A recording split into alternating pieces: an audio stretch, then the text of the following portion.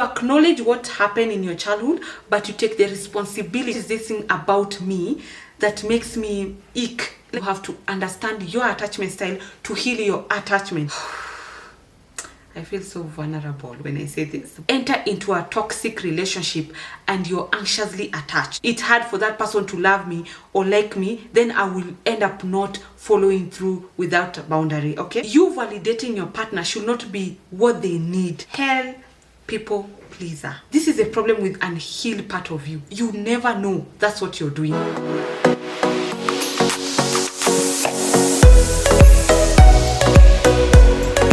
Hi guys, welcome back to my YouTube channel. I'm so happy you guys are here. So today we are going to talk about attachment style, and I am so happy to be talking about this this topic because, as you know, we talk on this channel, we talk about personal development, we talk about money, growing our businesses, yeah. But one of the things that I have come to realize, one of the key ingredients to growing in any area of your life is to understand the traumas that run your life, okay? So in my quest to understand what traumas played a part in my life, I came across attachment style, okay? So in this video, we're going to talk about how I am healing my anxious attachment style to secure attachment style, okay? So I'm going to start by defining what is attachment style for those people who don't know. For those who know, just assume you don't know for today, okay? So attachment style refers to ways individuals form connection and bonds, particularly in relationships, okay? These styles are normally developed in childhood. It's how you related with your caregiver or your parents, okay? So this attachment styles start from there. That's where they stem from. I'm going to also acknowledge that the two researchers who did this job, one is John Bowlby and Marian Ainsworth. So these are the two psychologists who did the research on attachment styles. So John Bowlby is known as the father of attachment because when he was doing his research, he focused on the emotional bond between a child and the caregiver, okay? Emphasizing the importance of early relationship, shaping how they shape the attachment patterns, okay? There are 4 attachment styles. Number 1, there's secure attachment. Number 2, there's anxious, which is also known as preoccupied attachment style. And then there is avoidant, which is also known as dismissive. And then the last one is fearful avoidant or disorganized. This is my journey of healing my attachment style to get to secure attachment style, because I think in any relationship, you want to be in a place where you have a secure attachment style to the relationship that you're in. The most important attachment style is a secured attachment style. This is one of the healthiest attachment style. This is where an individual feels comfortable with intimacy and they are generally warm and loving towards the relationship, okay? So secured attachment style is normally developed when the caregiver was present, reliable, and emotionally available. So these are kids who grew up in homes where the parents were available or the caregivers were available. They were loving, they were present, the kids knew that their needs were met, okay? So when they grow up, they are very secure in their attachment. They are very trusting in their relationships. They don't feel like they are very confident when it comes to how they show up in their relationships. And also something else is they communicate openly and deal with conflict effectively. My journey of healing from anxious attachment style to secure attachment has not been an easy journey, because number 1, I had to understand among the 4 attachment style, where did I fall, okay? So there are so many resources on the internet where you can be able to understand which attachment style which category of attachment style are you under. So mine, when I was doing the attachment styles, I realized I'm anxiously attached. Sign of secure attachment style is number 1, you're very comfortable expressing your emotions, which and needs. You're able to trust and be trusted. Another thing is that you have a very strong self-esteem and positive outlook on relationships. If these things speak to you, then you're securely attached. Okay, so mine is anxiously attached. When I was trying to figure out where I fall, then I understood that I'm actually anxiously attached. So what does that mean? Crave closeness, but are often worried that their partners are going to abandon them, or their emotions are not going to be met. Also, they are preoccupied in relationships and fear rejection or abandonment, as I said. So this attachment style, how this attachment style develop is because caregivers are inconsistent.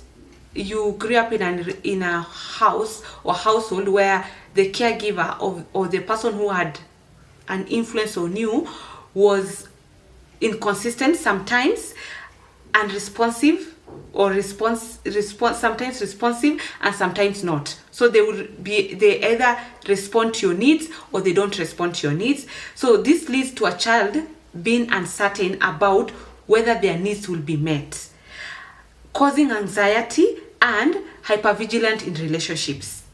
So it's how your caregiver showed up, then it shows how you're going to be attached. So when you grow up as an anxiously attached human, then you are going to be overly clingy, seeking validation. You can come out as afraid. You are afraid that your partner is going to leave you. So some of the signs of anxiously attached people is seeking assurance, that's what I said, and approval. Number 2, difficult being alone or apart from their partners. So you always want to be clingy to your partner. Then you overheal what you don't know. Okay, you have to know your traumas, how you grew up, because we all come from different household and how we grew up, and our caregivers are so different. Okay, and this is what I say: when you grow up, you become mature person. Okay, when you're no longer a child, I feel like now it is your obligation and responsibility to go past what your parents or your caregivers fell short of. Okay, so we can sit here and blame our parents or blame our caregivers. The reason why we attach to relationship the way we attach to relationships is because of how they showed up in our lives.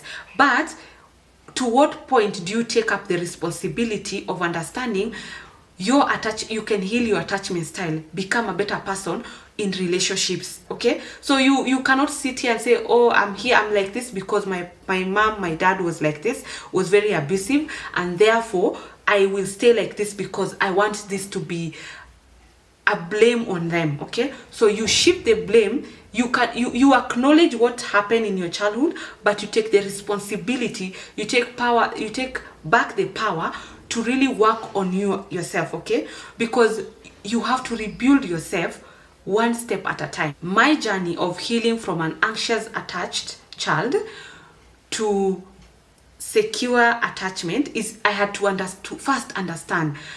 I feel like I showed up in my relationship a certain way, and I didn't like that. The way I showed up. So knowing that I showed up in a certain way made me want to know, what is this thing about me that makes me ick? I ick for how I show up in relationships. Okay, or how I showed up in my relationship. So I have to understand, number 1, there has to be something about you, because you can see other people how they attach to relationship. If you've ever seen a secure attached person, and then you're an avoidant, or you're anxious, or you're both, you're always questioning, why is this person always like this?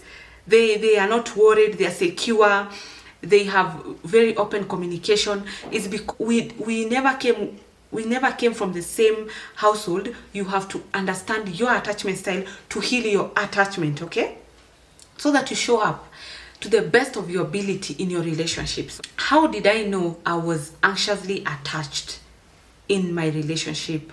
Number 1, I feel so vulnerable when I say this, but when I was doing this video, I was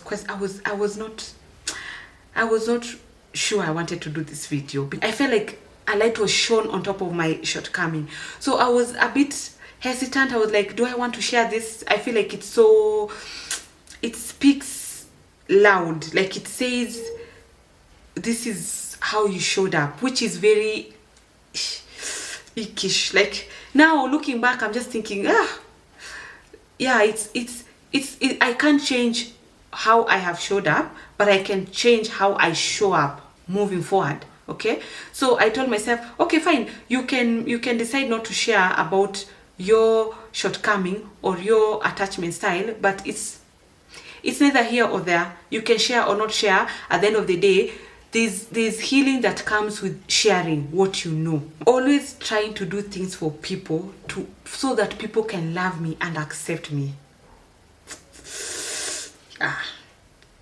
You know, when I was doing the research on attachment style, I realized we don't do these things consciously.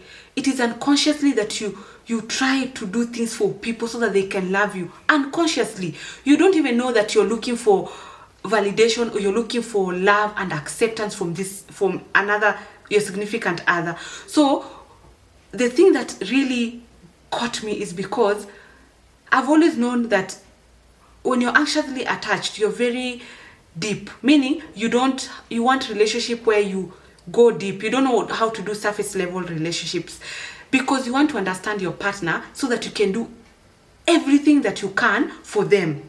The problem comes when you enter into a toxic relationship and you're anxiously attached. Are you seeing?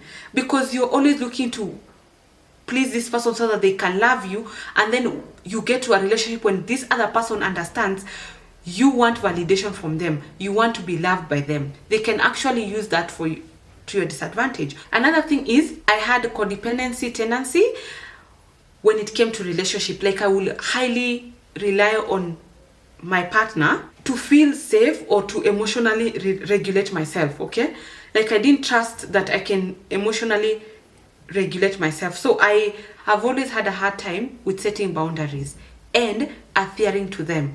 Like yes, I will set boundaries, but not adhere to them. Like I will feel so, if I set these boundaries and I follow through with them, then it means I will be forced to make this person not like me. You get? Like I will be forced, so this person will not like me.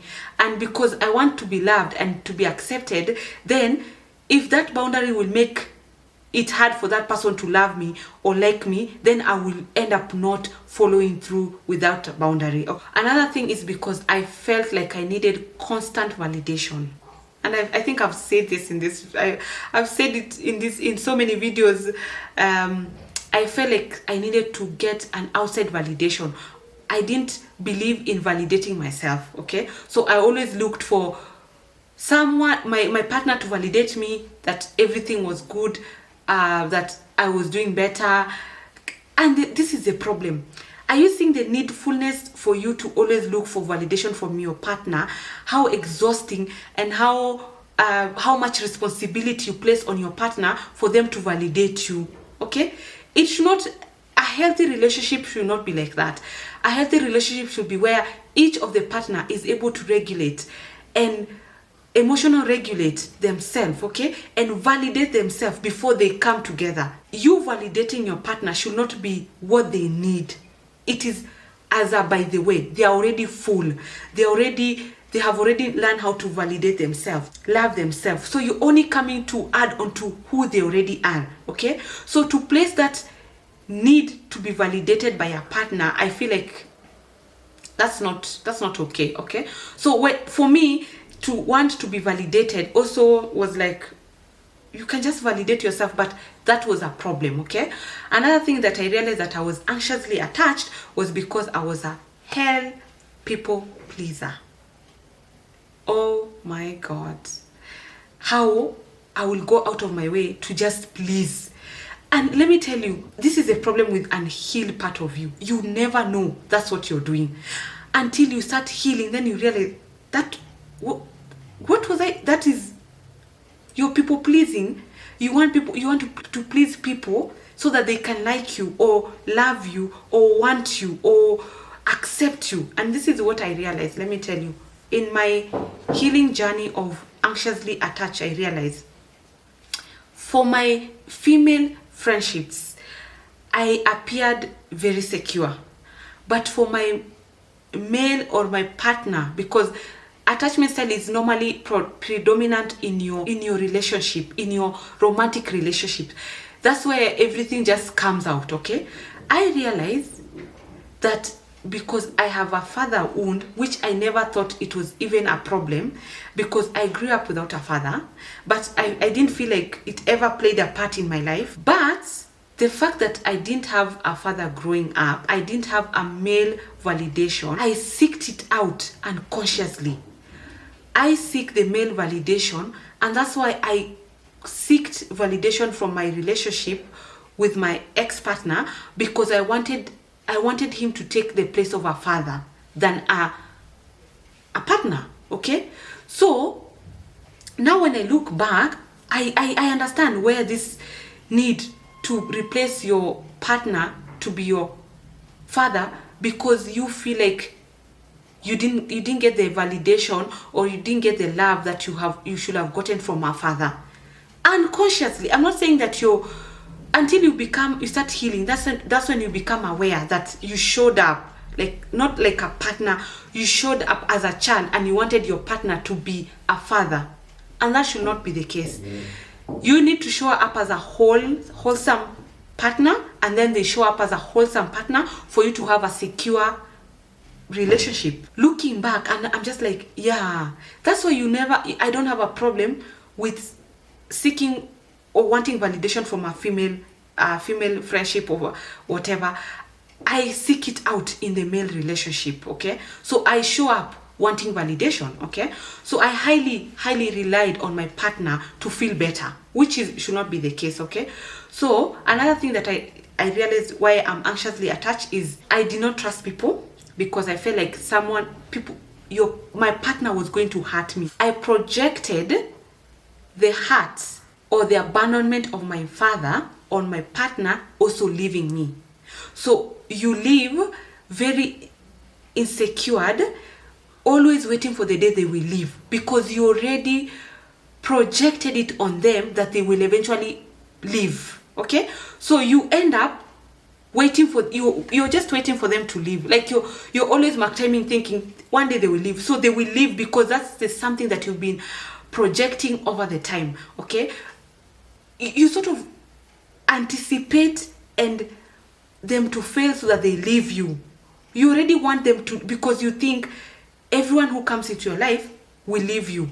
So it's like you're not living in the moment to enjoy it, saying like, okay, secure people will look at it this way. I'm in this relationship for whatever amount of time that I'm going to be in this relationship. For that amount of time that you're going to be together, 5 years, 10 years. And if it ever comes to an end, I'm going to be grateful and thankful that I was in this relationship for 5 or 10 years. Anxiously attached because you're already afraid that they're going to leave. You're already starting the relationship thinking they're going to leave. So you're in the relationship, but you're not in the relationship because you anticipate them leaving. I realized that I was anxiously attached was because I suppressed my needs. So in a relationship, I completely disintegrate and become nothing to elevate the needs of my partner. Never say what you need in that relationship. You're always looking what to do for your partner. Okay, so for example, if you wanted to go for a holiday in Mombasa and your partner suggested let's go for a holiday in Nakuru or Naivasha, okay, a healthy secure attachment, you will come to an agreement and say, no, I prefer to go to Mombasa, I've always wanted to go to Mombasa, and the other person will say because 1 2 3 4 5. Then you come up with an agreement or a decision that probably let's go this time to Mombasa, then next time we're going to go to Naivasha. That's a healthy relationship. What an anxiously attached person like me will do is completely forgo wanting to go to Mombasa to please my partner. So I end up not even saying like, I'm just gonna, okay, let's just go to Naivasha. You understand? When you're securely attached, you speak, you communicate what you want to see in the relationship. But when you're anxiously attached because you're afraid to make the other person to be unhappy with you, so you end up just accepting what they say. Okay, so what happens when you do this? You become very resentful because you don't voice your needs. You don't tell your partner what you require. You don't tell your partner how you feel. Are you seeing the way you come out? You expect them to know how you feel, but that is not a healthy relationship. A healthy relationship is where you speak your mind and your partner speaks their mind. Then you come to a healthy relationship, a healthy ground where you decide, moving forward, what do we need to do so that we all feel like both our needs are met. Okay, that made me, yeah, like when I tell you, like I was like, what is this thing that you have to always forgo what you think you want for the other person? Okay, so over time you keep saying yes, I will do, we will go, and slowly inside of you, you're just building resentment, and you, because you didn't communicate to your partner, one day you wake up and you're just so resentful, but they don't know why you're resentful. And if you're in a bad relationship, the other person will take advantage of you, knowing very well that you don't know how to communicate your needs. I'll give you an example, guys. I know this is the most vulnerable I feel like I have ever been. But I always feel like vulnerability is not a weakness. It's not a weakness, okay? So I'm going to give an example of one of those moments in my relationship that I realized something was wrong, okay? So there's a time I had a very bad toothache. Like, it was so bad, so bad.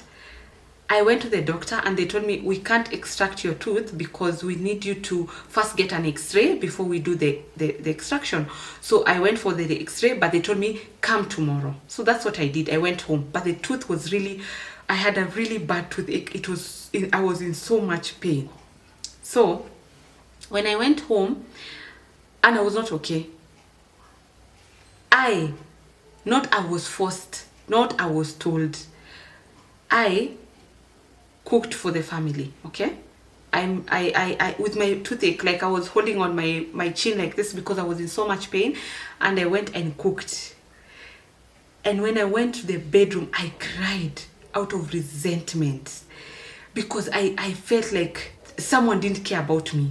But look at it this way, I did not communicate that I'm not going to cook today. In a healthy relationship, in a secure relationship, you say, I am not feeling well. Can you order takeout or can you cook today? Because I'm not feeling well. But my anxiously attached of not wanting my partner to feel bad made me and cook with a tooth with a pain. And like, if you guys have ever had a toothache, you know how much that thing is. I went and cooked, and then I resented the whole. But I had an option to communicate, but I didn't. So these moments of when you slowly catch yourself, and now looking back, I'm just thinking, Julia, you had an option to say you will not cook. Who will beat you? Who is going to force you to go to the kitchen? They can eat or not eat. It will not, because you're in pain, okay? But because you're not used to voicing, and your sole goal is to please the other person to love you, the other person to feel like they want you in their life. It's like, honestly, now looking back, I feel like that is like some sort of manipulation, because it's like, I'm going to do this for you regardless of how I'm feeling, so that you continue to love me or to want me.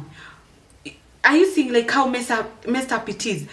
You want to buy the love of your partner through the things that you do, which is not healthy, okay? So that's when I was like, something is not right here, okay? So when I realized how those were my anxiously attached personal behavior, that like this is how I showed up in the relationship, then I was like, no, I don't think that is right. So this is how I started my healing journey to securely attached, okay?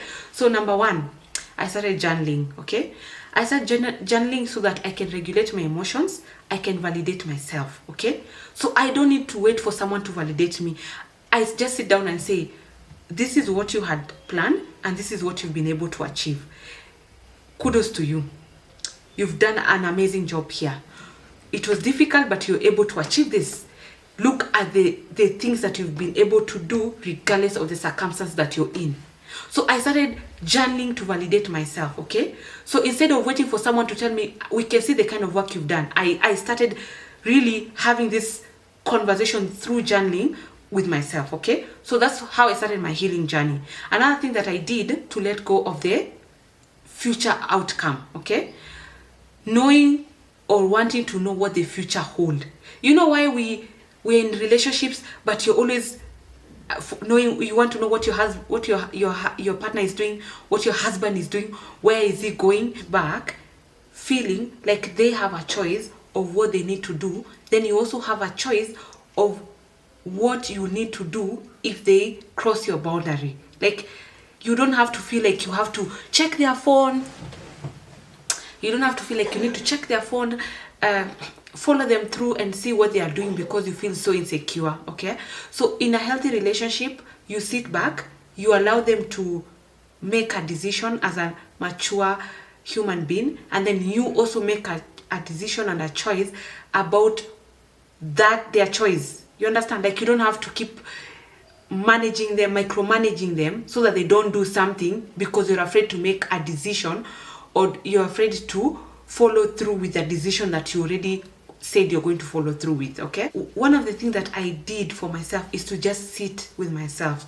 Just allow to sit with my emotions, sit with my discomfort, allow when those things come up for me to really have a conversation, a one-on-one conversation to understand you have to sit on this discomfort alone until you figure things out, okay? Because I feel like because you always want to be attached to your partner, then you don't want to be alone. You never want to be alone. So you always want to be whatever your partner is. So one of the things is I learned how to be okay being alone, okay? Let me tell you one of the things that I learned is because I'm a people pleaser. So sometimes I will give not because I want to give, it's because I want the response of the other person liking me or loving me or validating me, okay? So one of the things that I decided to do is that I decided not to give just because before I give, I catch myself. Like, I stay in the moment of, why are you giving? Do you want something in return, or are you giving just to give? And to allow myself to just give without feeling that I need the other person to give something back in return, okay? So now that has really helped me and really helped me shift my focus into, if I want to give, I take a moment to just question my giving, question my help. Like, am I helping because I want to, or I help because I want to be loved, or to be seen, or to be validated, or to be... So I sit with it for a while before I even go ahead and give or go ahead and help, because I'm just like, first examine your motives before you do that thing that you want to do, because you might do the giving, the helping, and hold hostage, and then become resentful that you did it for that person without even communicating what you felt, okay? Which is I learned not to be a savior, okay? So now I allow people to see people make mistake, and also try to allow them to get themselves out of that mistake. I don't rush into the savior mentality, just I want to rush and help them, okay? Learn to know your worth, okay? Because it's important that you understand, alone you're important. You don't have to have someone to make you seem or be important, okay? So you guys, I've been vulnerable in this video. Kindly share below which attachment style you think you have, and how you're working towards healing, okay? Or just like write something like, I'm healing. You guys, thank you so much for watching, and I'll see you on the next one.